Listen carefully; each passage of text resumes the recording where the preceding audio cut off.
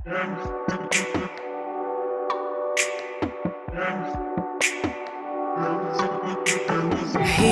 we are, closer than we ever were. Heart and soul, whatever come between us. Halo Bapak Ibu, kami dari kelompok 1 akan mempresentasikan hasil pembelajaran kami mengenai supervisi akademik melalui pra-observasi dan pasca observasi. Inilah supervisi pra-observasi. Pagi Bu Herlina Sialagan. Selamat pagi Bu. Iya.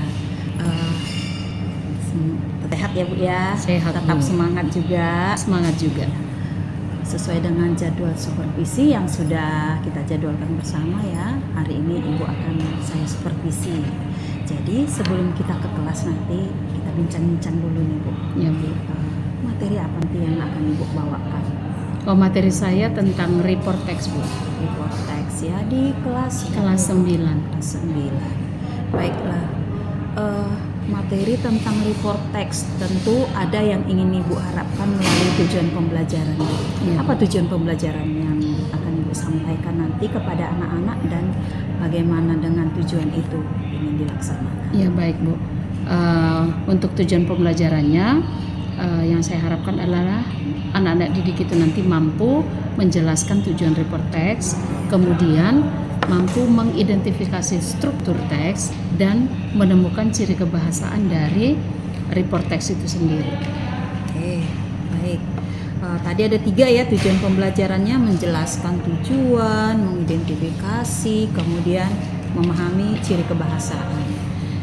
Nah, kalau misalnya tujuan ini ingin Ibu buat supaya dicapai anak-anak, tentu ada metode dan langkah-langkah apa nanti yang Ibu lakukan.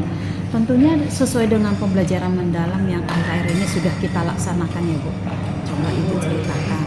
Ya baik Bu. Metode yang saya gunakan adalah metode pembelajaran berbasis kolaborasi. Kolaborasi, baik. Langkah-langkah pembelajarannya bagaimana? Ya baik Bu. Karena sekarang kan Bu, kita sudah menggunakan sebuah pendekatan pembelajaran mendalam atau deep learning, jadi sehingga saya sudah memasukkan atau menggunakan pendekatan tersebut di dalam perencanaan pembelajaran yang sudah saya buat sebelumnya. Nah, di dalam perencanaan pembelajaran yang menggunakan pendekatan pembelajaran mendalam ada 4 komponen yang harus ada di situ. Yang pertama Bu adalah identifikasi. Nah, di identifikasi di sini nanti saya akan melihat kesiapan anak-anak didik. Nah, caranya Bu ya dengan mengajukan beberapa pertanyaan. Dan gunanya juga ini adalah untuk melihat intake-nya ya sudah seberapa jauh pengetahuan awal dari anak-anak didik itu tentang materi yang akan saya bawakan. Nah, kemudian di dalam identifikasi juga Bu saya akan menentukan beberapa dari 8 dimensi profil lulusan. Jadi di sini nanti ada 5 saya buat Bu. Nah, kemudian langkah kedua di sini nanti desain pembelajaran Bu. Nah, di desain pembelajaran saya akan memasukkan praktek pedagogisnya bagaimana, kemudian adakah kemitraan pembelajarannya, kemudian ada ya Bu, kok kemudian sih, kebetulan ada Bu saya buat, jadi berkolaborasi dengan guru bahasa, kemudian lingkungan pembelajarannya bagaimana dan pemanfaatan digitalnya bagaimana. Nah, terus di langkah 3 nanti ya Bu, pengalaman belajarnya. Di pengalaman belajar itu kan ada kegiatan untuk memahami, mengaplikasi, dan merefleksikan gitu ya Bu. Jadi disinilah nanti juga Bu saya menggunakan prinsip pembelajaran mendalam itu, yaitu berkesadaran, bermakna, dan menggembirakan. Nah, kemudian Bu yang keempat adalah asesmen pembelajaran. Nah, ya jadi di asesmennya itu nanti Bu saya menggunakan asesmen formatif.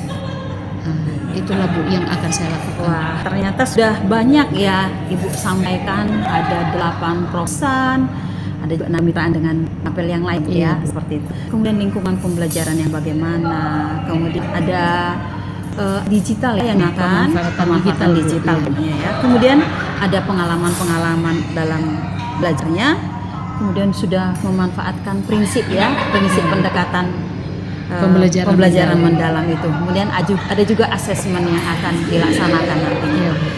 Baik Ibu, kira-kira nanti setelah selesai pembelajaran yang sudah Ibu sampaikan dari mulai lulusan sampai kepada asesmen, area mana yang ingin Ibu kembangkan dari siswa tersebut? Tentu yang ingin saya kembangkan Bu, bagaimana supaya siswa-siswi mampu mengidentifikasi dari report teks itu, nanti pada akhirnya mereka juga mampu membuat sebuah teks report yang singkat dan sederhana. Baiklah Bu, berarti nanti Ibu akan melaksanakan kolaborasi ya Bu, pembimbingan pada anak supaya dapat belajar dengan baik. Nah, nanti kita kan akan melaksanakan observasi ini di kelas ya Bu. Iya Bu. Saya berharap Ibu dapat melaksanakan itu dengan baik. Kemudian saya akan mengamati dengan cara pasif supaya Ibu juga lebih enak ya untuk belajar, untuk mengajar, melaksanakan pembelajaran. Semoga nanti apa yang Ibu harapkan itu dapat terjadi. Kemudian area yang ingin Ibu kembangkan, apa yang Ibu harapkan dari pembelajaran yang sudah Ibu laksanakan, semoga anak dapat melaksanakannya. Ya Bu ya. Ya, Bu. Sampai bertemu kembali di pembelajaran observasi di pertemuan observasi nanti di dalam kelas. Tetap semangat ya Bu ya. Semangat Bu. Terima kasih. Ya, terima kasih juga Bu. Ya, selamat pagi.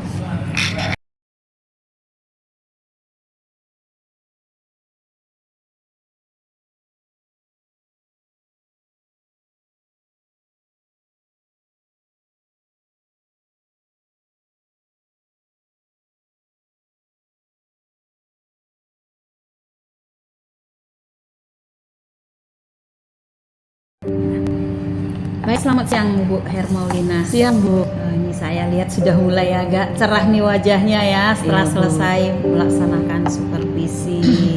Mungkin sudah agak plong sedikit ya Bu ya. Pastinya Bu. Masih tetap semangat ya. Kita tetap ada perbincangan setelah apa yang sudah Ibu lakukan di kelas. Semangat Bu. Ya, baik, terima kasih.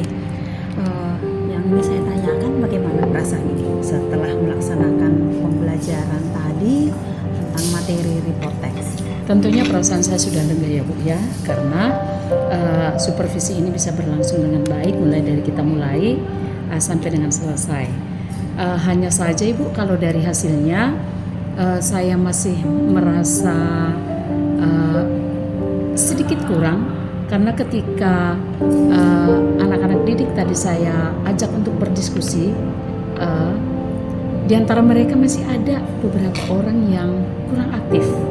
Jadi ya saya pikir ini akan menjadi sebuah evaluasi bagi saya supaya kedepannya nanti mereka semuanya bisa berkolaborasi dengan baik dan aktif di dalam pembelajaran yang sedang dia ikuti. Apakah itu merupakan tantangan bagi Ibu? Jelas Bu, itu sebuah tantangan kepada saya karena itulah upaya saya dengan membuat pembelajaran yang berbasis kolaborasi, yang mana kita harapkan supaya semua peserta didik kita itu bisa berkolaborasi dengan baik. Iya. Jadi Seperti dari dalam hal pelaksanaan pembelajaran yang sudah Ibu lakukan, ya Bu, apakah Ibu merasa itu pembelajaran yang sudah Ibu lakukan itu sudah sesuai dengan tujuan pembelajaran yang Ibu harapkan? iya sudah sangat sesuai tentunya Bu. Iya, hanya saja metode yang kita lakukan kan pendekatan berbasis kolaborasi, yang mana tujuannya supaya semua anak-anak didik itu aktif di dalamnya Bu, berkolaborasi sehingga mereka mampu mencapai tujuan pembelajaran yang sudah ditetapkan di perencanaan pembelajaran. Ada mungkin bagian yang akan diperbaiki atau yang ditingkatkan? Bagian mana yang merasa Ibu perlu tingkatkan dan bagian di mana yang perlu Ibu perbaiki? Iya pastinya Bu. Tentu ada hal-hal yang perlu ditingkatkan ya, yaitu tadi bagaimana supaya anak-anak itu semuanya tanpa terkecuali bisa berkolaborasi dengan baik. Nah kemudian atau dengan cara lainnya Bu ya, perlu juga saya evaluasi dengan mencoba metode pembelajaran yang lain yang sesuai dengan keinginan adik-didik kita, supaya semuanya mereka bisa supaya dengan teknik pembelajaran kita buat itu bisa mewakili semua bakat dan keinginan mereka. Bakat dan minat ya. Iya, Bu. Lalu bagaimana cara mengukur ketercapaian tujuan pembelajaran Ibu? Tadi ini kan ada 3 ya tujuan pembelajaran yang sudah Ibu sampaikan di pra observasi. Kemudian tadi pada saat pembelajaran observasi di kelas Ibu juga sudah sampaikan tujuan pembelajarannya. Bagaimana cara mengukur ketercapaian itu? Apakah dengan sudah melihat kemampuan anak-anak itu sudah baik? Iya. Atau bagaimana? Ya, tentunya dengan asesmen ya, Bu. Jadi asesmen yang saya gunakan di sini adalah asesmen formatif. Dan bagaimana bentuknya sudah saya lampirkan, ada LKPD-nya, Bu. Sudah ada di dalam perencanaan pembelajaran saya. Jadi dari situlah saya nanti melihat apakah setiap peserta didik itu sudah mampu mencapai tujuan pembelajaran yang sudah ditetapkan itu. Saya juga tertarik, saya ingin memberikan sesuatu yang bagus ya berupa umpan balik kepada Ibu. Saya lihat tadi kekuatan Ibu itu pertama pada saat memfasilitasi diskusi kelompok dengan baik ya. Tadi saya lihat Ibu cukup mampu memberikan fasilitas kepada anak-anak itu bagaimana supaya mereka berkolaborasi dengan baik. Walaupun tadi ada di sudut sana itu Bu ya, ada kelompok 4 itu mungkin ya agak kurang ya. Nanti ke depannya Ibu lakukanlah pembenahan, bagaimana itu kan tergantung ibunya ya, bagaimana caranya mengatasi itu, metode mana yang patut dilakukan supaya anak-anak lebih memahami dan mau dan berminat untuk melaksanakan kolaborasinya dan berminat untuk mempelajari pelajaran itu. Kemudian yang kedua saya lihat Ibu juga walaupun mereka pasif, Ibu sudah mampu meningkatkan supaya mereka tuh terlibat tadi ya, Ibu datangi, kemudian ayo nak beri semangat ya dan support bagi mereka supaya tetap semangat untuk melakukan penemuan-penemuannya dan bercerita bersama temannya, berkolaborasi untuk mencapai hasil yang lebih baik. Nah, saya berharap untuk tindak lanjutnya nanti di pembelajaran mungkin yang berikutnya ya, Ibu menemukan metode atau strategi baru untuk peningkatan pembelajaran supaya anak semakin semangat belajar. Terima kasih Ibu, saya apresiasi dengan semua yang sudah Ibu lakukan pada saat mulai pra-observasi, di observasi tadi bagaimana cara pembelajarannya dilakukan, pembimbingan pada anak-anak dan juga pasca operasi ini. Terima kasih Ibu atas kerjasamanya, saya yakin Ibu akan terus membuat pembelajaran yang bermakna ya. Sampai jumpa di supervisi berikutnya Ibu Ermaulina, selamat dan tetap sehat. Semangat untuk mengajar. Iya, terima kasih Bu. Sampai jumpa ya Bu ya. Baik, selamat siang ya. Selamat siang. Demikianlah Bapak Ibu kegiatan supervisi akademik yang sudah kami laksanakan. Semoga bermanfaat untuk kita semua. Terima kasih. Terima kasih. Terima kasih.